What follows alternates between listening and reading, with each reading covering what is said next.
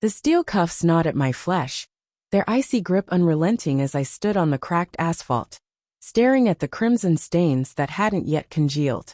My sons, my life, my everything, were being pulled from the mangled remains of our car, their tiny frames motionless, eerily quiet.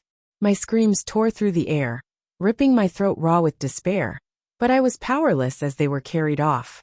Then there was her face streaked with tears, standing before a sea of flashing cameras, choking out. He sabotaged the brakes. He wanted the insurance payout. He wanted us erased. Her mascara smeared like war paint, and the crowd devoured it. Every syllable, every quiver of her chin. Not because her tale was airtight. It wasn't. I'd never skipped a single recital, never raised my voice in front of the boys, never chased a policy worth more than our rusty old hatchback. But tears are currency, and she wielded them like a seasoned actress. The press descended, ravenous as jackals on a fresh carcass. 3 days later, in the dim flicker of a holding cell, my attorney faced me, his tone measured, his gaze piercing. "They're hunting a monster, and you fit their mold," he said. "But I'll flip this narrative." I didn't yet believe him. For 12 years, she and I had been tethered by promises. The early years glowed with warmth, her playful sketches on my sandwich wrappers, our barefoot twirls in the glow of the kitchen light, our giggles stretching into sunrise. But somewhere between the first ultrasound revealing 2 heartbeats and the crushing burden of a second loan, her light dimmed. Her smile sharpened, her kind words withered, her phone stayed glued to her palm, always locked. I noticed the midnight messages, the scrubbed call history, the strange new fragrance clinging to her clothes. I saw it all but bit my tongue. I'm not the man who bellows. I'm the one who observes, who bides his time. The wreck was no fluke. That much was clear to me. But no one wanted my truth.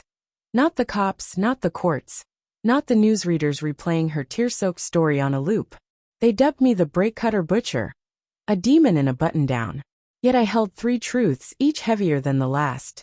First, I hadn't laid a finger on the car that week, not even to pop the hood. She had. A blurry parking lot camera caught her tinkering under it, her motions swift, calculated, like she'd practiced. Second, the life insurance she swore I'd secured? A sham. My name but not my pen. She'd lifted my signature from an old license and printed it at her workplace. My lawyer traced the policy's digital footprint to her lover's loft. Third, my twins, they lived. Bruised, terrified, but alive. Too young to fathom why their dad was locked away. I knew, though, I wouldn't let her fabrications bury me. I'd unravel her tapestry of lies, stitch by stitch. Vengeance doesn't roar. It murmurs, sharp as a scalpel.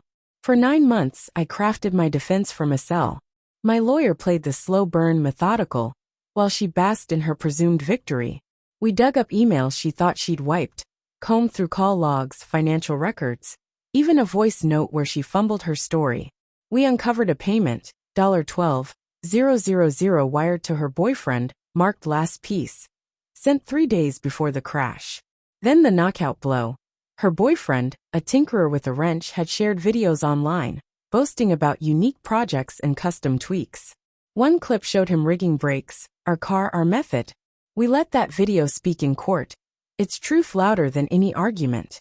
The courtroom hummed on the trial's final day, brimming with journalists, the same ones who'd branded me a child-slaying fiend now sniffing a change in the tide. She took the stand, draped in pale linen, delicate as glass, her sobs rehearsed to perfection. She spun a tale of fear, claiming I'd morphed into a stranger. My lawyer stood, cool as granite, and said, "Play the footage." The screen blinked to life. First, the parking lot clip of her at the car. Then the forged policy, its trail looping back to her desk. The money transfer. Her boyfriend's damning video. Her web of deceit collapsed, exposed like rotting timber. Her tears vanished. The judge's expression turned to steel. For the first time in months, I let a faint grin cross my lips. They shackled her before the verdict landed. Charges of plotting murder, fraud, perjury, and meddling with custody. Her attorney sat stunned, as if she'd whispered her guilt to him mid-trial. I walked out a free man that day, but not the same. I was tempered, harder, and yielding.